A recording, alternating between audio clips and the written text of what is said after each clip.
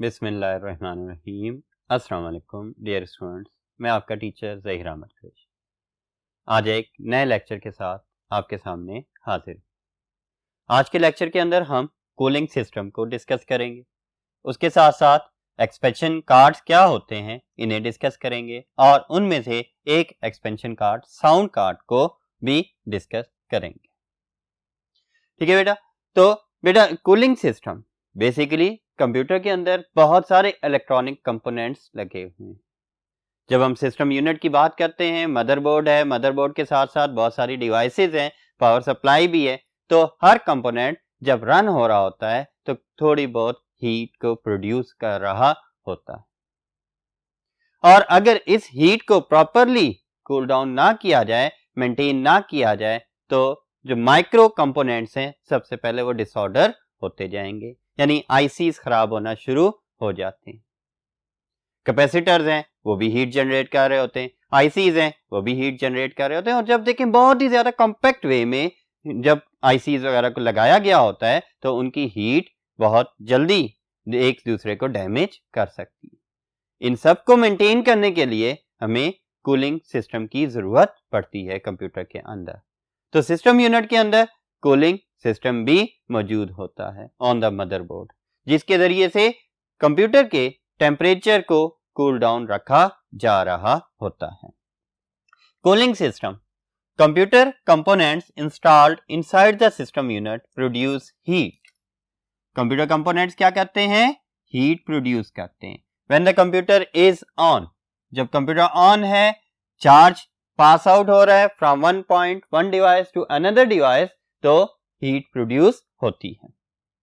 If the temperature inside the system unit reaches a certain point, अगर जो system unit का temperature है वो एक पॉइंट तक पहुंच जाता है, उससे अबव एक्सीड कर रहा होता है, so it can damage the parts. Different parts को, डिफरेंट कंपोनेंट्स को, डिफरेंट आईसीज एंड कैपेसिटर्स वगैरह को ये डैमेज कर सकता है। ठीक है, तो कूलिंग सिस्टम इज रिक्वायर्ड और इस केस में हमें कूलिंग सिस्टम की जरूरत होती है कंप्यूटर सिस्टम के अंदर to maintain proper operating temperature. Cooling system is required to maintain proper operating temperature inside the system unit.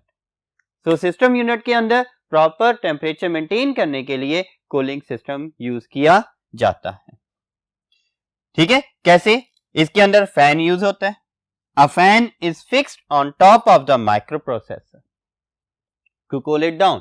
Microprocessor के अंदर मिलियंस ऑफ आईसीज मौजूद हैं और ट्रांजिस्टर्स मौजूद हैं, तो उन्हें कूल डाउन रखने के लिए, उनके टेम्परेचर को मेंटेन रखने के लिए माइक्रोप्रोसेसर या सीपीयू के ऊपर एक फैन लगाया जाता है।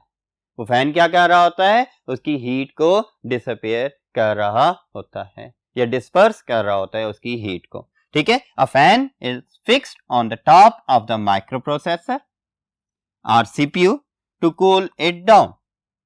इसके अलावा कूलिंग सिस्टम के अंदर और क्या चीज आती है? That is heat sinks. Heat sinks copper की सिंक्स बनी होती हैं, डिफरेंट वॉल्स सी बनी होती हैं डिफरेंट शेप्स के अंदर, ताकि हीट को डेसिपेट किया जा सके, हीट को डिसअपियर किया जा सके, उसके सरफेस एरिया को कम किया जा सके कि हीट ज्यादा एरिया तक फैले ना ऑन द सिस्टम यूनिट। ठीक है, तो heat sinks are also used to dissipate the surface area of heat, यानी कि हीट के सरफेस एरिया को खत्म करने के लिए क्या यूज किया जा रहा होता है? हीट सिंक्स यूज की जा रही होती हैं। ठीक है, इसके साथ साथ फिर थर्ड जो कूलिंग सिस्टम का कंपोनेंट है वो है ऑटोमेटिक कूलिंग सिस्टम। आजकल जो स्मार्ट डिवाइसेस हैं और कंप्यूटर्स जो आ रहे हैं उनके अंदर ऑटोमेटिक कूलिंग सिस्टम भी यूज किए जा रहे हैं। उन ऑटोमेटिक कूलिंग सिस्टम्स का क्या काम है? जैसे ही टेम्परेचर एक सर्टेन लेवल से अबव होगा, यानी क्रिटिकल लेवल पर पहुंचेगा कि जो कंपोनेंट्स को डैमेज कर सके, तो डिवाइस आपकी खुद ब खुद टर्न ऑफ हो जाएगी। आप उसे दोबारा ऑन करेंगे वो तब तक ऑन नहीं होगी जब तक उसका टेम्परेचर उस लेवल से बिलो नहीं हो जाता। ठीक है, तो इसके अंदर ऑटोमेटिक कूलिंग सिस्टम भी यूज होता है in many computers to turn themselves off if the temperature exceeds certain level. तो बेटा ये आपके पास कूलिंग सिस्टम, कि कूलिंग सिस्टम की जरूरत क्यों होती है कि डिफरेंट कंपोनेंट्स जब रन हो रहे होते हैं तो हीट प्रोड्यूस करते हैं, और उस हीट को डेसिपेट करने के लिए, उसके सरफेस एरिया को रिड्यूस रखने के लिए क्या किया जाता है, कूलिंग सिस्टम्स यूज किए जाते हैं सिस्टम यूनिट के अंदर। और कूलिंग सिस्टम के अंदर फैन यूज हो रहा होता है, हीट सिंक्स यूज हो रही होती हैं, ऑटोमेटिक कूलिंग सिस्टम भी यूज किया जा रहा होता है। मजीद टॉपिक्स को डिस्कस करने के लिए हम चलते हैं नेक्स्ट बोर्ड की जानब। जी बेटा, कूलिंग सिस्टम के अलावा नेक्स्ट टॉपिक था एक्सपेंशन कार्ड्स। अब ये एक्सपेंशन कार्ड्स क्या है? एक्सपेंशन के वर्ड को समझते हैं सबसे पहले। एक्सपेंशन मींस एक्सपेंडिंग समथिंग, और एक्सपेंशन कार्ड्स का क्या काम? ऐसे कार्ड्स या ऐसे सर्किट्स जिनके जरिए से हम कंप्यूटर सिस्टम की कैपेबिलिटीज को एक्सपेंड कर रहे हैं, इनहांस कर रहे हैं, इंक्रीज कर रहे हैं, एडिशनल कैपेबिलिटीज कंप्यूटर सिस्टम के अंदर ऐड कर रहे हैं ताकि वो उन कैपेबिलिटीज को भी परफॉर्म कर सके। तो एक्सपेंशन कार्ड, जिन्हें हम एड ऑन कार्ड्स भी कहते हैं या सिंपली कार्ड्स भी कह सकते हैं, या फिर इन्हें इंटरफेस कार्ड्स कहते हैं। ये क्या होते हैं? Basically expansion cards printed circuit boards होते हैं। सर्किट बोर्ड, सर्किट तो आप जानते हैं, ये प्रिंटेड सर्किट बोर्ड्स होते हैं, ऐसे सर्किट बोर्ड जिनके ऊपर इनकी फंक्शनैलिटीज डिफाइंड होती हैं, inserted in an expansion slot, और इन कार्ड्स को कहां? एक्सपेंशन स्लॉट के अंदर इंसर्ट किया जाता है ऑन मदरबोर्ड, मदरबोर्ड के अंदर। ठीक है, तो बेटा एक्सपेंशन कार्ड क्या है? एक्सपेंशन कार्ड्स ये सर्किट बोर्ड्स होते हैं, ऐसे सर्किट बोर्ड्स जिनके जरिए से हम कैपेबिलिटीज को इंक्रीज कर सकते हैं, और इन्हें मदरबोर्ड के ऊपर एक्सपेंशन स्लॉट के जरिए से इंसर्ट किया जाता है। लास्ट लेक्चर्स के अंदर आपने एक्सपेंशन स्लॉट्स और उसकी टाइप्स को डिस्कस किया था। ठीक है, इट प्रोवाइड्स न्यू कैपेबिलिटीज। अब इसका पर्पस क्या है एक्सपेंशन कार्ड्स का? एक्सपेंशन कार्ड का पर्पस ये है कि ये प्रोवाइड करता है new capabilities to the computer system. Computer system को न्यू कैपेबिलिटीज प्रोवाइड करता है ताकि वो इनहांस फॉर्म में न्यू एडिशनल टास्क को भी परफॉर्म कर सके। कैसी कैपेबिलिटीज? आप ये एग्जांपल देखें कि such as playing HD and 3D animations. अब एक कंप्यूटर है, उसके अंदर सिंपल वीडियो ग्राफिक कार्ड लगा होता है, लाजमी नहीं कि वो HD एनिमेशंस को या 3D एनिमेशंस को भी रन कर सके उसी तरह से जिस तरह से वो रन होनी चाहिए। उनको रन करने के लिए क्या यूज किया गया? एडिशनल वीडियो ग्राफिक कार्ड लगाया जा सकता है, या 3D कार्ड लगाया जा सकता है, या HD कार्ड लगाया जा सकता है, या फिर आजकल की टेक्नोलॉजी 4K टेक्नोलॉजी के कार्ड्स लगाए जा सकते हैं ताकि उस लेवल के या उसी क्वालिटी के साथ वीडियो को हम कंप्यूटर के ऊपर प्ले भी कर सकें।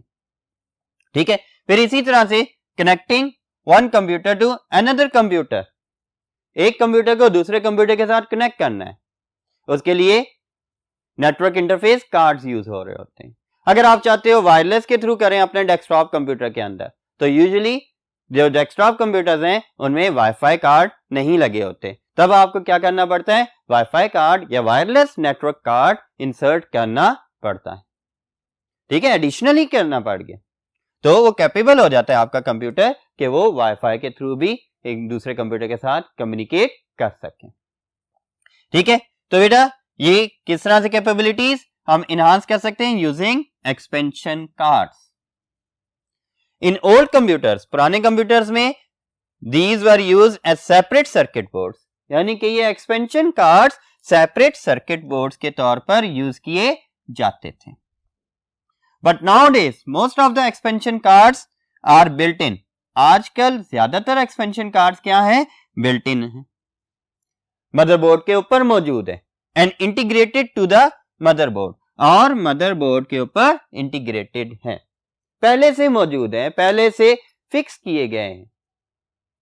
अगर आपका वो कार्ड खराब हो जाए फिर आप एक्सपेंशन स्लॉट्स के जरिए से उसी तरह का कार्ड आप नया इंसर्ट कर सकते हैं। ठीक है, तो बेटा आपके एक्सपेंशन कार्ड, जिन्हें हम एड ऑन कार्ड्स भी कहते हैं या इंटरफेस कार्ड्स कहते हैं, ये बेसिकली इंटरफेस प्रोवाइड कर रहे होते हैं बिटवीन डिफरेंट कंपोनेंट्स, ठीक है, किस तरह से कि वीडियो ग्राफिक कार्ड के जरिए से वीडियो डिवाइसेस को इंटरफेस मिल रही होती है to communicate with the motherboard. Network interface card के जरिए से एक कंप्यूटर को दूसरे कंप्यूटर के लिए इंटरफेस मिल रही होती है। और इसी तरह डिफरेंट इंटरफेस कार्ड्स मौजूद हैं, इनको इन डिफरेंट जो कॉमनली यूज टाइप्स के अंदर डिवाइड किया जाता है। साउंड कार्ड भी एक्सपेंशन कार्ड आ जाता है। इसी तरह से video graphic cards, variety of video graphic cards हैं और तमाम के तमाम किस्में एक्सपेंशन कार्ड्स की ही एक कैटेगरी में आते हैं। फिर मॉडेम या मॉडेम कार्ड, अगर हमने अपने कंप्यूटर के थ्रू टेलीफोन लाइन कनेक्ट करना हो तो उसके लिए मॉडेम की जरूरत होती है। मॉडेम कार्ड्स भी हमारे पास एक्सपेंशन कार्ड्स में आते हैं, इनकी सब टाइप्स भी मौजूद हैं, उन्हें टॉपिक वाइज हम आगे नेक्स्ट लेक्चर्स में डिस्कस भी करेंगे। फिर नेटवर्क इंटरफेस कार्ड भी आपके पास एक्सपेंशन कार्ड ही आता है। चलते हैं नेक्स्ट बोर्ड पर और साउंड कार्ड के टॉपिक को डिस्कस करते हैं। जी बेटे, तो साउंड कार्ड क्या है? One of the type of expansion card. किस लिए यूज करते हैं? माइक्रोफोन के टॉपिक में और स्पीकर्स के टॉपिक में जो हमने फर्स्ट चैप्टर में पढ़े थे, ये चीज डिस्कस की थी कि माइक्रोफोन जो ऑडियो सिग्नल्स को एनालॉग में कन्वर्ट करता है या स्पीकर जो एनालॉग सिग्नल्स को ऑडियो सिग्नल्स में कन्वर्ट करता है, अगर इन डिवाइसेस को कंप्यूटर के साथ यूज करना है, कंप्यूटर के जरिए कम्युनिकेट करवाना है, तब उसके लिए साउंड कार्ड की जरूरत होती है। ठीक है, अब यही साउंड कार्ड देखते हैं कि किस तरह से काम करता है। Sound card is used to facilitate transmission of sound in computer. Means के क्या करने के लिए? To facilitate transmission of sound in computers, computers के अंदर साउंड की ट्रांसमिशन, साउंड इनपुट या साउंड आउटपुट के लिए हमारे पास साउंड कार्ड यूज हो रहा होता है। माइक्रोफोन डायरेक्टली कंप्यूटर के साथ कनेक्ट नहीं होता, या स्पीकर्स डायरेक्टली कंप्यूटर के साथ कनेक्ट नहीं हो रहे होते, वो बाय यूजिंग साउंड कार्ड ही हो रहे होते हैं, कनेक्ट हो रहे होते हैं। Sound waves are analog. अब जो साउंड या ऑडियो वेव्स हैं वो क्या होती हैं? एनालॉग होती हैं। Whereas computer communicates using electrical pulses. लेकिन कंप्यूटर जो भी डाटा के ऊपर प्रोसेसिंग कर रहा होता है, कंप्यूटर जो इनपुट आउटपुट कर रहा होता है, वो किस फॉर्म में कर रहा होता है? इलेक्ट्रिकल पल्सेस की फॉर्म में। इलेक्ट्रिकल पल्सेस मतलब डिजिटल फॉर्म के अंदर, जिनमें डाटा को जीरोस एंड वंस के जरिए रिप्रेजेंट किया जाता है। ठीक है, Whereas computer communicates using electrical pulses. Electrical pulses मतलब डिजिटल फॉर्म, और डिजिटल फॉर्म के अंदर डाटा को रिप्रेजेंट किया जाता है किस फॉर्म में? जीरोस एंड वंस की फॉर्म में। Presence of data is considered 1 and absence of data is considered as 0। या इस तरह कह लें कि presence of pulse is considered as 1, absence of pulse is considered as 0।